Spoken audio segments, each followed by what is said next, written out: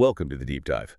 Today, we're really cutting through all the noise, sorting through some specialized sources, and pulling out those key insights just for you. Yeah, that's the goal. Our mission is, to make sure you're not just informed, but really well informed. Finding those surprising facts, those aha moments that actually stick. Definitely. So today, we're doing a deep dive into pharmacology essentials. We're focusing on a really interesting group of medications. We'll explore what makes them unique, how they work with the body, and maybe most importantly, the vital practical stuff you need to know. Exactly. Right, let's dive in. I mean, how can one tiny drop, have such a huge, precise effect on something like your vision? Yeah. Or how does a pill actually affect muscle strength right down at the cellular level? It's kind of amazing. It really is. And the details of how these compounds work are, well, endlessly fascinating. We're going to look behind the curtain, talk about their mechanisms of action, what they're used for, the really crucial side effects you absolutely need to know about, and some practical tips that make a big difference in care. Great. So our journey starts with drugs that work with the body's nerve signals, specifically acetylcholine, right? That's right. Acetylcholine is the key player here. Okay, so first up, Pilocarpine.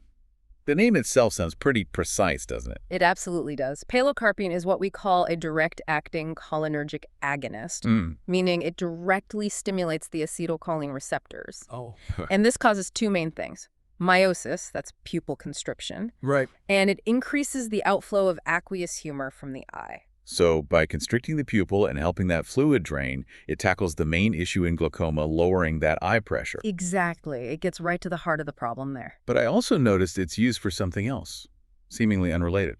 Dry mouth or xerostomia. Yes. What's that connection? How does a glaucoma drug help with dry mouth? That seems quite different. It is, and it's a great observation. It really shows how widespread these cholinergic receptors are. I see. So while the eye effects are local, stimulating the same kinds of receptors elsewhere, like in your salivary glands, boosts secretions. Got it. So it helps with saliva production. Precisely. It's a good example of how one drug can have multiple effects because the target system is found in different parts of the body. Okay, so when we think about using it, especially as eye drops, what are the really key teaching points for someone actually using it? Some critical things are always remind patients to take out contact lenses before putting the drops in. Right, important. And, prepare them for maybe some temporary visual changes like blurriness or maybe trouble seeing at night. That's because of the pupil constriction, the meiosis. Okay, and side effects?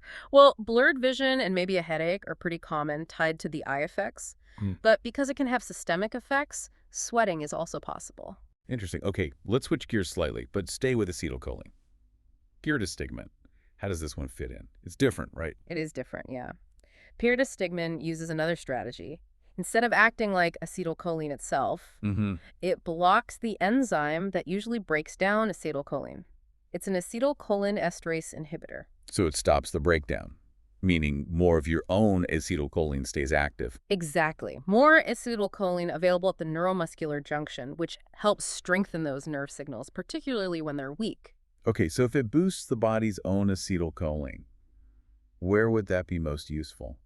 I'm thinking of conditions like myasthenia gravis. Precisely. That's its main job. It's used primarily for myasthenia gravis. It can significantly increase muscle strength for those patients, improve function. A huge help, potentially. Oh, absolutely. It can really improve quality of life. But, and this is a big but, Yeah. and this comes with a major risk, cholinergic crisis. Cholinergic crisis. That sounds serious. What does that look like? What are the signs? It is serious. It's essentially an overdose of cholinergic activity. There's a helpful mnemonic, SLDGE. Maybe you've heard of it. SLDGE. Okay, break that down. Sure. S is for salivation, L for lacrimation, tearing up. U is urination, D is diarrhea, G is GI upset, and E is emesis, or vomiting. Wow. Okay, so SLDGE. Those symptoms really map directly onto too much parasympathetic activity. Exactly. It's a very clear picture of overstimulation. It really highlights that even helpful drugs need incredibly careful management. So for nurses looking after patients on this, monitoring things like, swallowing ability, respiratory muscle strength, that seems absolutely crucial. Absolutely vital.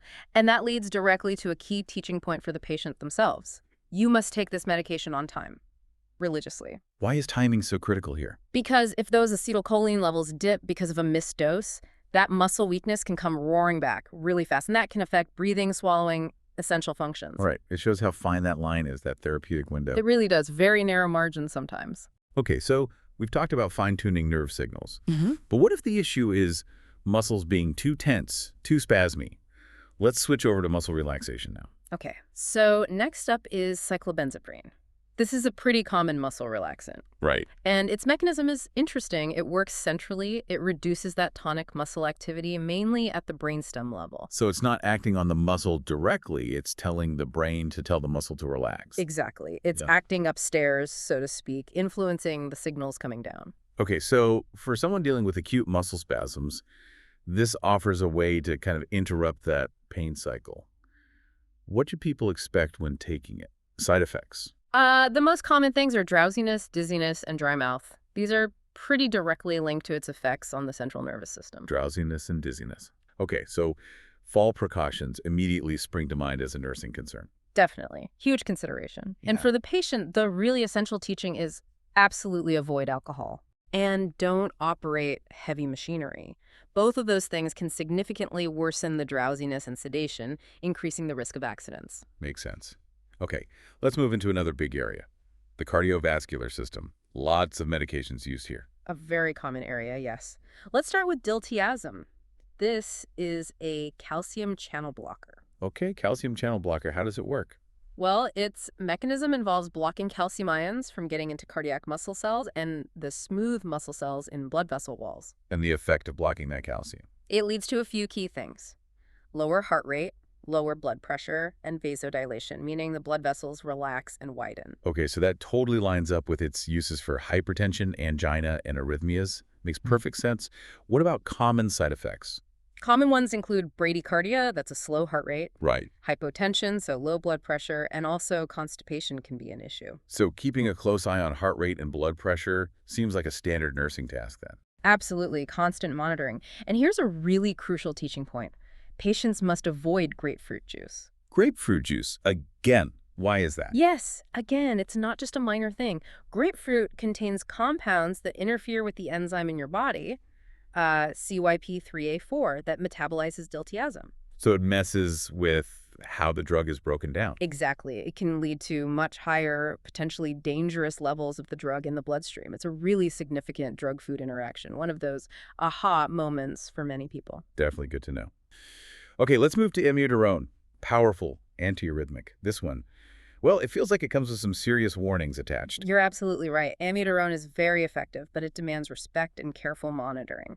Its mechanism involves prolonging repolarization, the heart cell's reset time, and slowing down electrical conduction in the heart. So it stabilizes those irregular heart rhythms. Yes, particularly serious ones like ventricular arrhythmias and also atrial fibrillation. But the side effect profile, it's extensive. Okay, let's hear it. What are the big ones? We're talking potential pulmonary toxicity, serious lung damage, thyroid dysfunction, both overactive and underactive, liver toxicity, photosensitivity, making people very sensitive to sunlight. Wow. And even sometimes a bluish-gray skin discoloration. Skin discoloration. Yeah. That's quite something. It really drives home how powerful these drugs are. It really does, and it underlines why monitoring is so incredibly important. So for nurses, that means vigilance is key. Watching lung function, thyroid tests, liver enzymes. All of the above. Regular checks are essential. And for patients, the critical teaching points are: report any cough or shortness of breath immediately. It could be the lungs. Okay. And absolutely avoid sun exposure. Use high SPF sunscreen, protective clothing, hats, because that photosensitivity can be severe. Got it. Heavy hitter, that one. Okay, let's shift focus one more time. Down to circulation in the limbs, the extremities. What helps blood flow further down the line? Right, for that, we're looking at silstazol. It's classed as a peripheral vasodilator. Peripheral vasodilator. How does it work? It actually has a couple of actions. It inhibits platelet aggregation, makes platelets less sticky, helping prevent clots. Okay. And it also directly causes vasodilation, widening those peripheral blood vessels to improve blood flow. So its main use case would be for intermittent claudication, that leg pain people get with peripheral artery disease when they walk. Exactly that. PAD is the condition. Intermittent claudication is that key symptom. Silstazol aims to improve blood flow to ease that pain and allow people to walk further. Makes sense. Side effects to watch for. Headache and dizziness can occur. And because it affects platelets, there's an increased risk of bleeding. Okay, so monitoring for bleeding, bruising, nosebleeds, that sort of thing would be important for nurses. Definitely. And guess what? Another teaching point is... I guess. Avoid grapefruit juice. You got it. Right. Avoid grapefruit juice. Same reason as with diltiazem, it interferes with metabolism. Becoming a theme here. It really is. And another really important teaching point for cilostazol is managing expectations.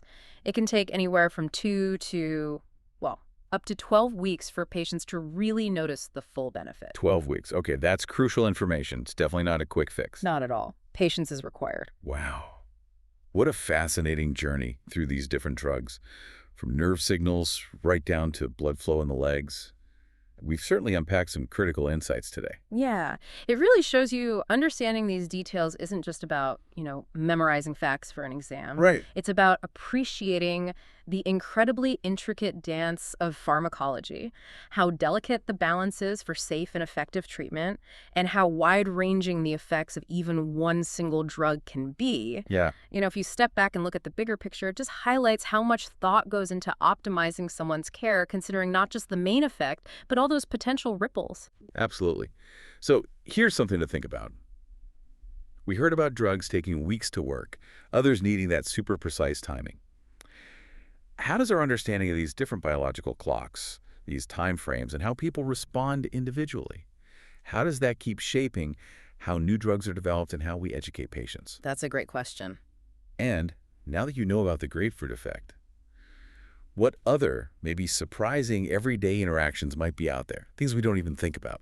It makes you wonder. Keep that curiosity going. We really hope this deep dive helps you on your own learning journey, feeling more informed and ready to make those important connections.